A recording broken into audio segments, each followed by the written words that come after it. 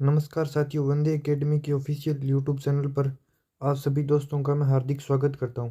तो साथियों, आज हम यूपी पुलिस हिंदी के इम्पोर्टेंट क्वेश्चन पढ़ने वाले, यूपी पुलिस कांस्टेबल हिंदी के टॉप इम्पोर्टेंट क्वेश्चन पढ़ने वाले हैं। तो उससे पहले मैं आपको साथियों बता दूं कि हमारी एप्लीकेशन एस्पिरेंट जंक्शन पर यूपी पुलिस की शानदार टेस्ट सीरीज चल रही है।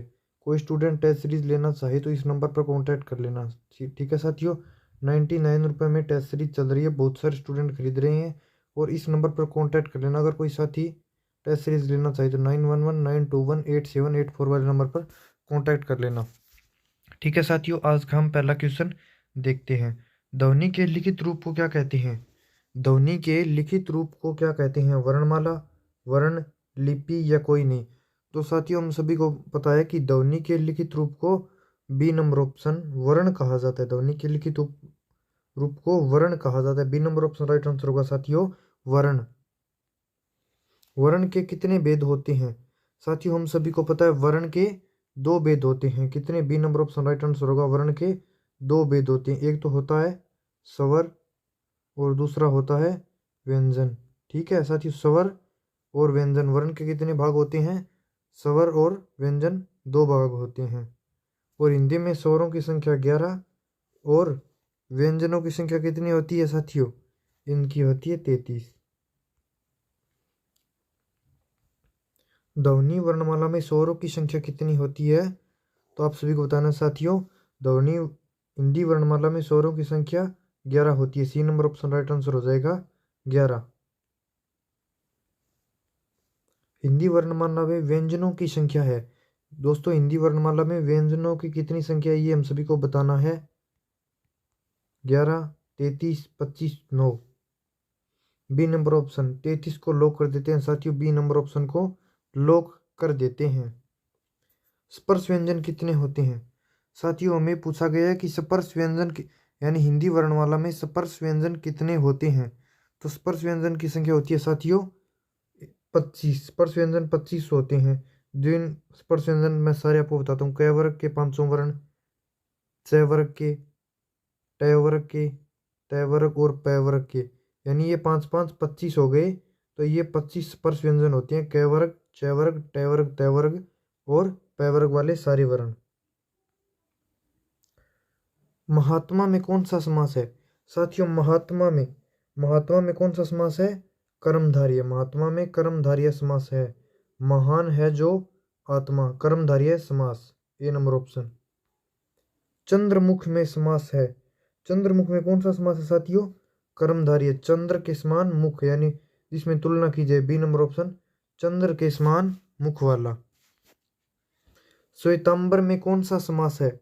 श्वेतांबर में कौन सा समास है साथियों? कर्मधारय। श्वेत है जो अंबर, C number option right answer हो जाएगा साथियों, कर्मधारय समास। त्रिलोक में कौन सा समास है? त्रिलोक में कौन सा समास है साथियों? त्रिलोक में है द्विगु। तीन लोकों का समूह है।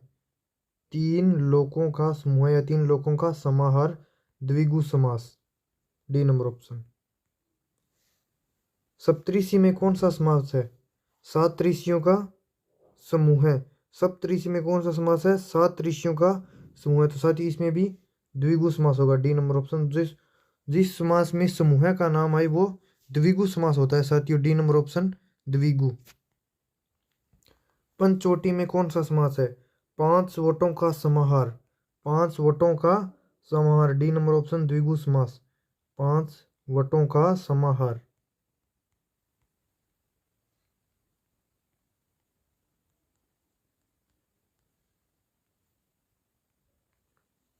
संवाद शब्द में उपसर्ग है। संवाद शब्द में कौन सा उपसर्ग है साथियों?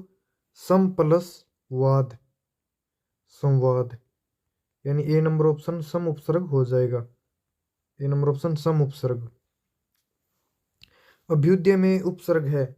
अभ्युदय में कौन सा उपसर्ग है साथियों? अभि प्लस उदय, अभि प्लस उदय, अभ्युदय, बी नंबर ऑप्शन अभि उपसर्ग हो जाएगा साथियों अभ्युदय में। किस शब्द में कु उपसर्ग नहीं है? किस शब्द में कु उपसर्ग नहीं है? आप सभी को बताना साथियों, कौन से शब्द में कु उपसर्ग नहीं है? कुमार्ग में है, कुशासन में भी है, कुपात्र में है, कलियुग में। डी नंबर ऑप्शन, कलियुग में कली उपसर्ग है, कु उपसर्ग नहीं है। ठीक है, कुमार्ग में कु उपसर्ग है, कुशासन में भी कु उपसर्ग है, और कुपात्र में भी कु उपसर्ग है। तो साथियों डी नंबर ऑप्शन, कलियुग में कु उपसर्ग नहीं है। उपन्यास शब्द में उपसर्ग है। उपन्यास शब्द में कौन सा उपसर्ग है साथियों? आप सभी को बताना है कि उपन्यास में कौन सा उपसर्ग है। उप उपसर्ग है साथियों इसमें, उप प्लस नी प्लस आस। तो इसमें दोनों उपसर्ग होंगे साथियों, उप नी दोनों। यानी इसका उपसर्ग का अगर विग्रह करके देखें तो उप प्लस नी प्लस में आस यानी उपन्यास। तो इसमें उप और नी दोनों उपसर्ग है। C number option right answer हो जाएगा, दोनों। आर प्रत्यय से बना शब्द है साथियों। सुनार में भी आप आर प्रत्यय है, लुहार में भी आर प्रत्यय है, और कुम्हार में भी। यानी तीनों शब्द है वो आर प्रत्यय से बने हैं। तो आर प्रत्यय से बने ये सभी शब्द है। डी नंबर ऑप्शन, सभी शब्द है वो आर प्रत्यय से बने हैं। यानी तीनों शब्द आर प्रत्यय से बने हैं। बुलक्कड़ शब्द में प्रत्यय है साथियों। बुलक्कड़ शब्द में कौन सा प्रत्यय है, आप सभी को बताना है। बुलक्कड़ शब्द में कौन सा प्रत्यय है? भूल प्लस में अक्कड़। बुलक्कड़ में बी नंबर वाला अक्कड़ उपसर्ग होगा साथियों, बुलक्कड़ में अक्कड़। आटा प्रत्यय से बना शब्द है। यानी आटा प्रत्यय से बना शब्द कौन कौन से हैं साथियों? सन्नाटा, खर्राटा और फर्राटा। ये तीनों है जो आटा शब्द से बने प्रत्यय है। सन्नाटा, खर्राटा और फर्राटा तीनों शब्द आटा प्रत्यय से बने शब्द हैं। तेजस्वी शब्द में प्रत्यय है। तेजस्वी शब्द में कौन सा प्रत्यय है साथियों? तेजस्वी शब्द में वी प्रत्यय, तेजस प्लस वी, तेजस प्लस वी, तेजस्वी। B number option. इंद्रियों को जीतने वाला को क्या कहा जाता है साथियों? यानी वाक्यांश के लिए मैं एक शब्द बताना है। इंद्रियों को जीतने वाला जिसे कहा जाता है इंद्रिय, जितेंद्रिय, जिज्ञासा या जिज्ञासा, तो उसे कहा जाता है साथियों जितेंद्रिय। B number option right answer हो जाएगा, जितेंद्रिय। जिसे जाना, जिसमें जाना या समझना कठिन हो, जिसमें जाना या समझना कठिन हो उसे क्या कहा जाता है साथियों? दुर्गम, सुगम, अगम्य या अतिवृष्टि। तो उसे कहा जाता है साथियों दुर्गम। ए नंबर ऑप्शन। जाना या समझना कठिन हो उसे दुर्गम कहा जाता है। यद्यपि का संधि विच्छेद है। यद्यपि का संधि विच्छेद कौन सा होगा साथियों? यद्य प्लस पी ये नहीं होगा, यद प्लस पी ये भी नहीं होगा, यत प्लस पी ये भी नहीं होगा।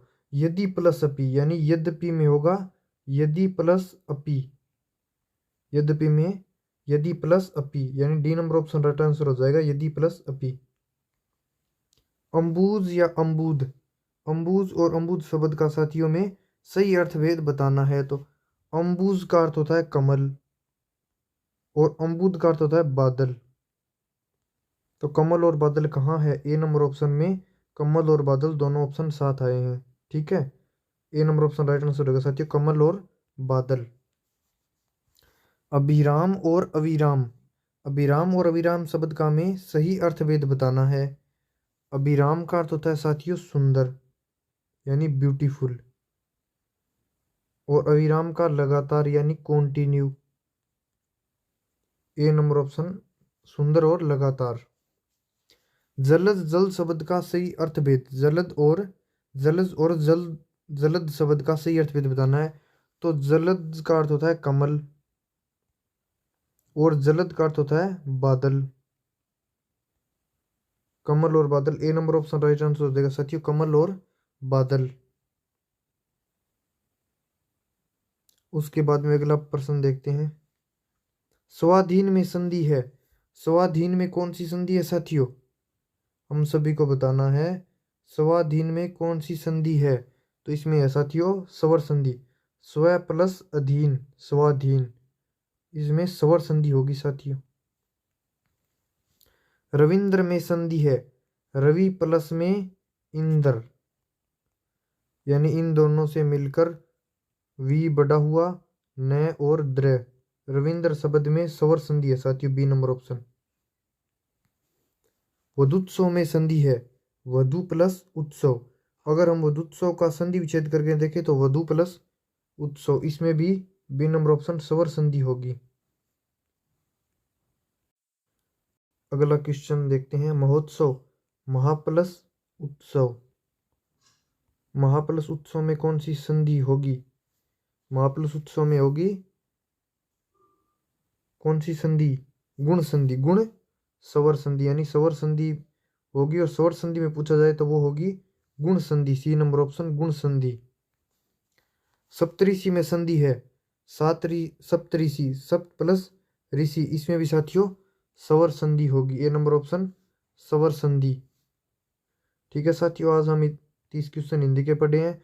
और अगर कोई साथी टेस्ट सीरीज लेना चाहे तो इस नंबर पर कांटेक्ट कर लेना। अभी ऑफर में चल रही है 99 में, उसके बाद इसका प्राइस 250 हो जाएगा। इससे पहले 250 हो आप इसे खरीद सकते हो। और सभी साथी वीडियो को लाइक शेयर जरूर करें। सभी का बहुत बहुत धन्यवाद।